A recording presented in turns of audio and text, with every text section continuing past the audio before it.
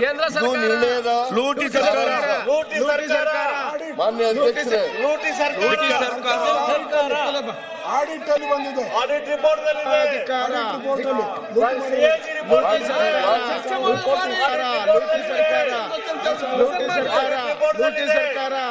ಈಗ ಮಾನ್ಯ ಅಧ್ಯಕ್ಷರೇ, ನಾನು ಈ ತರ ನಡೆಸಕ್ಕಾಗಲ್ಲ. ನೀವು ನೋಟಿಸ್ ಸರ್ಕಾರಕ್ಕೆ ನೋಟಿಸ್ ಸರ್ಕಾರಕ್ಕೆ ಮಾತಾಡುವಾಗ ಸಾಮಾಜಿಕ ಅವ್ರಿಗೆ ಅವಕಾಶ ಇದೆಯಲ್ಲ ಮಾತಾಡೋಕೆ. ನೇಮಕ ಮಾಡ್ತಿದ್ದಾರೆ, ವಿರೋಧ ಪಕ್ಷದ ನಾಯಕರಿಗೆ ಮಾತಾಡೋಕೆ ಅವಕಾಶ ಇದೆಯಲ್ಲ. ನವೀಕರಣ ಮಾಡಿಲ್ಲ, ಇದು ಕೆಲಸದ ಹಂಚಿಕೆ ವೇತನ ಪಾವತಿ ಸದನದ ಮಾಡಿಲ್ಲ, ನಿರ್ಣಯ ಅಲ್ಲ. ಅದು ನೀವು ಚರ್ಚೆ ಜಾಬ್ ಕಾರ್ಡ್ನಲ್ಲಿ ಶಾಲಾ ಮತ್ತು ಮಕ್ಕಳ ಹೆಸರನ್ನ ಹಾಕಿದ್ದಾರೆ. ಅನುಮತಿ ಇಲ್ಲದೆ ಚರ್ಚೆ ಮಾಡಲಿಕ್ಕೆ ಅವಕಾಶ ಮಾತಾಡಿ. ಅಸ್ತಿತ್ವದಲ್ಲಿದೆ ಎಲ್ಲರಿಗೂ ಅವಕಾಶ ಕೊಡುವ ಬೆಲ್ಲ ಕೆಲಸಕ್ಕೆ ಮಾತಾಡಿ. ಈಗ ಸಿಎಂ ಅನುಸರಿಸದೆ ವಸ್ತುಗಳನ್ನು ಸಂಗ್ರಹಿಸಿದ್ದಾರೆ, ಈಗ ಬೆಲ್ಲ ಬಳಕೆ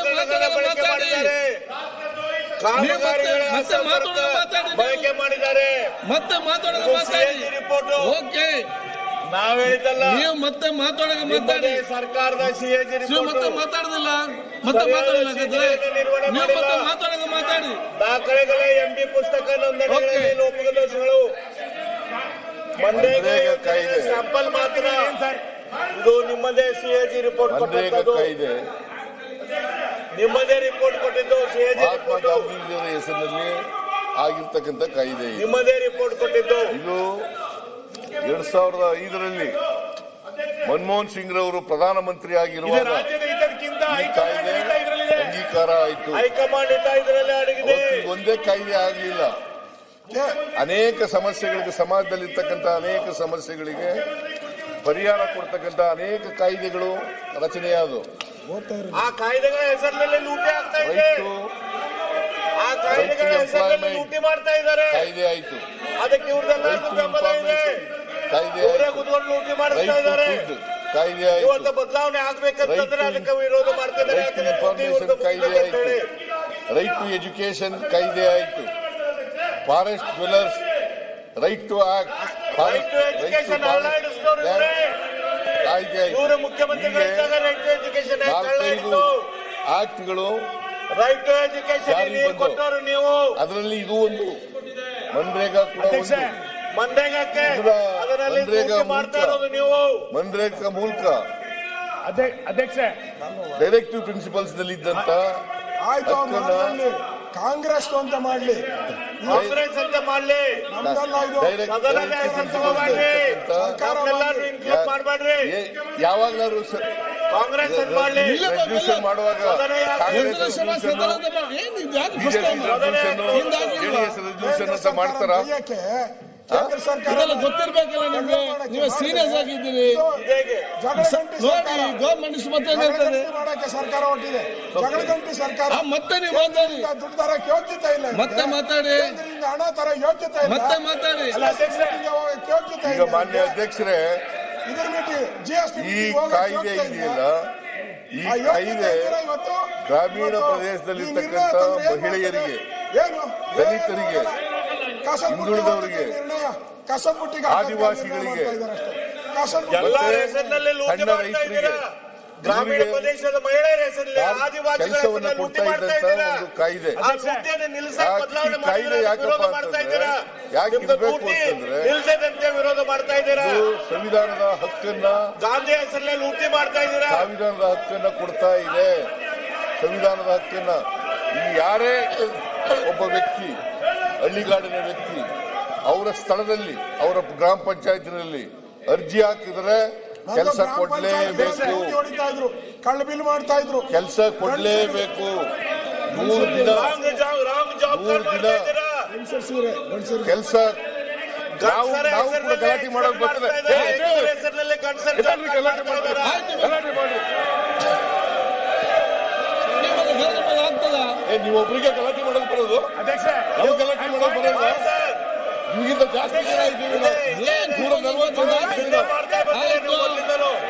ಏನಿದು ಹೀಗೆ ಮಾಡ್ತಾ ಬಂದಿರಾ? ಈಗ ಏನ್ ಮತ್ತೆ ಮಾತು ನಿಮಗೆ ಚರ್ಚೆ ಮಾಡಲಿಕ್ಕೆ ಅವಕಾಶ ಇದೆಯಲ್ಲ? ನಿಮಗೆ ಚರ್ಚೆ ಮಾಡಲಿಕ್ಕೆ ಅವಕಾಶ ಇದೆ.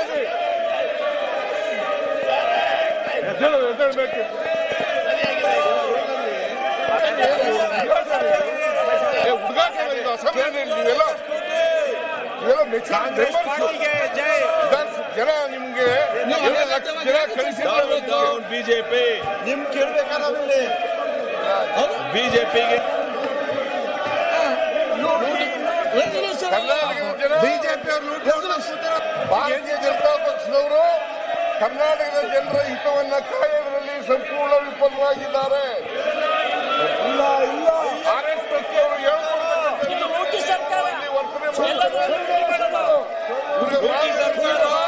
ಅವರು ಹಳ್ಳಿಗಾಡಿರ್ತಕ್ಕಂಥ ದಲಿತರು ಯಾಕಂತಂದ್ರೆ 53% ಮಹಿಳೆಯರಿದ್ದಾರೆ, 28% ದಲಿತರಿದ್ದಾರೆ, 17% ಪರಿಶಿಷ್ಟ ಜಾತಿ, 17% ಪರಿಶಿಷ್ಟ ಜಾತಿ, 11% ಪರಿಶಿಷ್ಟ ವರ್ಗ, ಒಟ್ಟು 28% ಸಣ್ಣ ರೈತರಿದ್ದಾರೆ. ಅವರೆಲ್ಲರಿಗೂ ಕೂಡ ವಿರುದ್ಧವಾಗಿರ್ತಕ್ಕಂಥವ್ರು ಭಾರತೀಯ ಜನತಾ ಪಕ್ಷದವರು. ಅವರೆಲ್ಲರಿಗೂ ವಿರುದ್ಧವಾಗಿರ್ತಕ್ಕಂಥವ್ರು ಭಾರತೀಯ ಜನತಾ ಪಕ್ಷದವರು. ಇವರು ಇಂಥ ಕಾಯ್ದೆಯನ್ನು ತಗೊಂಡು ಇಡೀ ಹಳ್ಳಿಗಾಡಿನ ಜೀವನವನ್ನೇ ಹಾಳು ಮಾಡತಕ್ಕಂಥ ಕೆಲಸವನ್ನು ಮಾಡ್ತಾ ಇದ್ದಾರೆ. ಹಾಳು ಮಾಡತಕ್ಕಂಥ ಕೆಲಸವನ್ನು ಮಾಡ್ತಾರೆ. ಆದ್ರಿಂದ ಸಾಮಾಜಿಕ ಲೆಕ್ಕ ಪರಿಶೋಧನೆಯಲ್ಲಿ ದಾಖಲೆ ಭಾರತೀಯ ಜನತಾ ಪಕ್ಷದವರು ಗಲಾಟೆ ಮಾಡ್ತಾರಲ್ಲ, ಗ್ರಾಮೀಣ ಈ ಗಲಾಟೆ ನಿರ್ಣಯವನ್ನು ಸ್ವಾಗತ ಮಾಡಬೇಕಾಗಿತ್ತು. ಕರ್ನಾಟಕದ ಹಿತದೃಷ್ಟಿಯಿಂದ ಸ್ವಾಗತ ಮಾಡಬೇಕಾಗಿತ್ತು. ಇವರೆಲ್ಲರೂ ಕೂಡ ಭಾರತೀಯ ಜನತಾ ಪಕ್ಷ ಕೇಂದ್ರ ಸರ್ಕಾರದ ಗುಲಾಮರು. ಸ್ವತಂತ್ರ ನಿರ್ದೇಶಕರ ನೇಮಕಾತಿ ಕೇಂದ್ರ ಸರ್ಕಾರದ ಗುಲಾಮರು.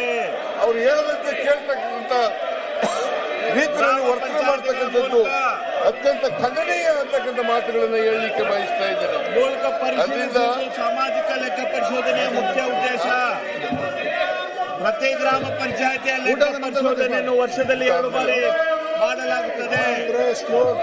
ಈಗ ಬಡವರ ವಿರೋಧಿ, ಈಗ ಸದನವನ್ನು ಬಡವರ ವಿರೋಧಿ 3 ಗಂಟೆ 45 ನಿಮಿಷಕ್ಕೆ ಪ್ರಾರಂಭಿಸಲಾಗುವುದು.